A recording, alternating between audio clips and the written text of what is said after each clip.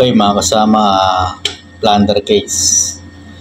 Pinasasagot si Vice President Sara Duterte at ito ay binalita na nasa labas ng bansa na nagbabakasyon. Kaya Sara all, sabi nga ni spokesperson na si attorney rin na si na spokesperson ng Kongreso na si Attorney Abante, anak ni Abante rin, no, na na-disqualify yung kalaban na si Uy, siya yung napapresto. So anak niya yung babae niya na abogada rin. So ito, fast forward, no, plunder case. Kung natatanda niyo yung kay Erap, nagpa-house arrest siya. Ito si VP Sara Duterte, magpa-house arrest ito.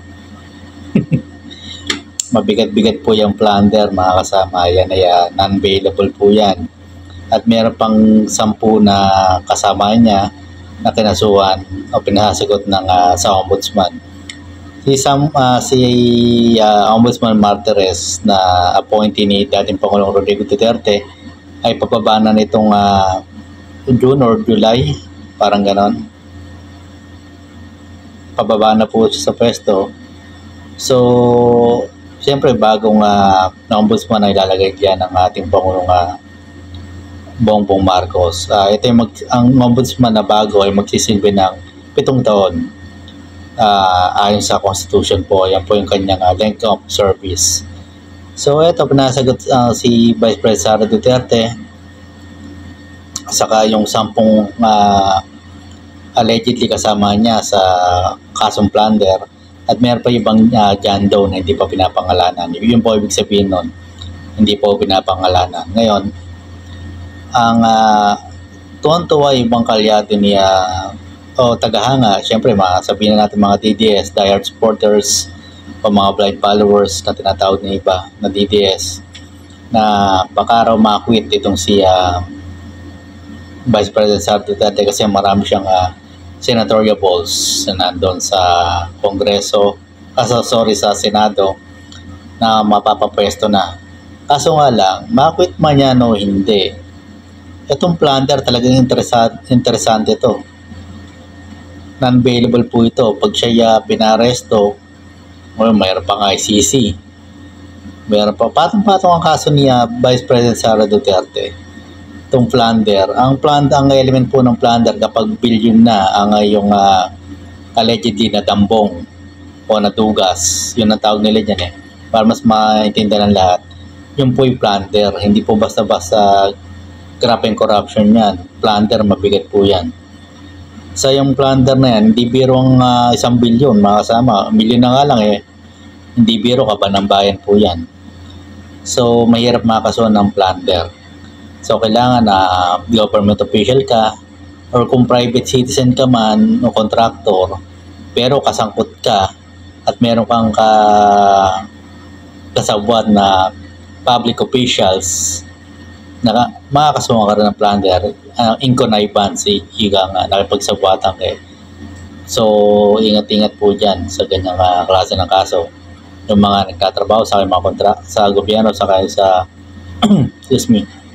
mga contractor na nakipagsosyo sa government projects. So, hindi po biro-biro yung ganyang klase ang kaso, plunder. Mga kasama,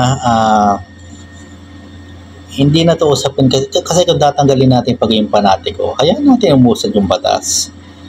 So kung ikay humahanga lang, halimbawa kay Vice President Sara Duterte o kanino mang politiko, hayaan natin umusad yung batas, di ba? Katulad kay Dilima, hinahanga ko si Dilima, naging congresswoman na, representative.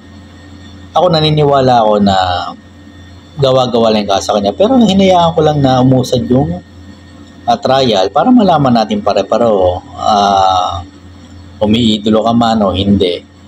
Malalaman natin kung talagang nagkasala ba yan o hindi. So dito sa impeachment trial, bukod pa yan, itong plunder, hayaan natin umusad. Kung talagang wala naman siyang pagkakasala, makikita ebidensya sa Vice President Sara Duterte, hayaan po natin may husgado, kaya nga may husgado hindi ka pa naman guilty. Proven innocent until proven guilty. Diba? Nananatili kang you're still innocent until proven guilty kapag in the court of law. So, ayan po yan. So, ayan natin marami naman siyang abogado, marami siyang pambayad na niya sa mga abogado na yan. Doon sa impeachment trial, di ba? 16 mga private lawyers ang kanyang hinire. So, yung Attorney Ingrid Fortun pala ng Fortun and Salazar, law office ba yun? Mabibigat pong abogado yan, hindi rin po biro. So, sa kabilang banda, si Attorney Laila de Lima, representative, Attorney Chel Jokno, representative din na nasa Congress, ang magpo-prosecute sa kanyang pa.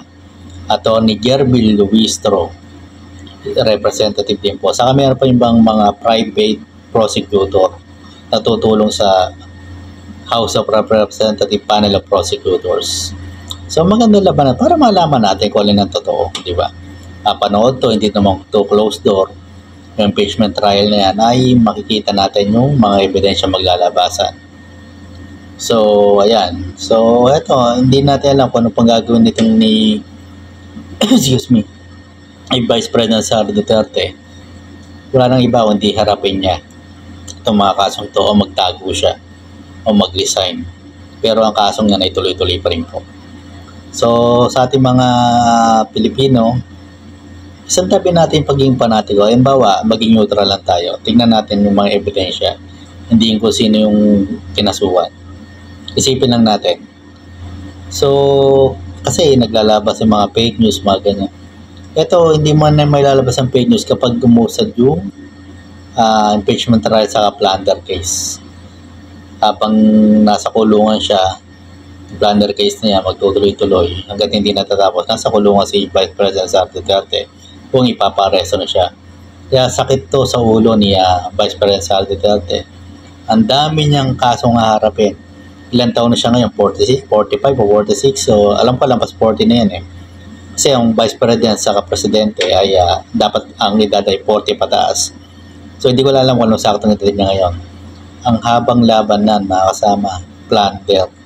Buot pa ibang kaso na hindi pa yung pinagkatangka niya si Presidente, binantay niya si Pangulong Bongbong Marcos, First Lady Lisa Marcos, saka si House Speaker Romualdez. Pinagbantay niya, di ba, nag-run siya, matim yung kwarto, nag-run sa dilim, di ba? So ayan, yung haharapin niyang kaso hindi po biro, abogado pa naman siya, dahil pinag-isipan niya. So hanggang dito lang po muna yung vlog. Maraming salamat po ulit. Impeachment trial, matuloy man yan o hindi, makwit o hindi,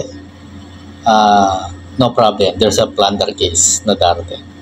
So hanggang dito lang po yung vlog. Maraming salamat.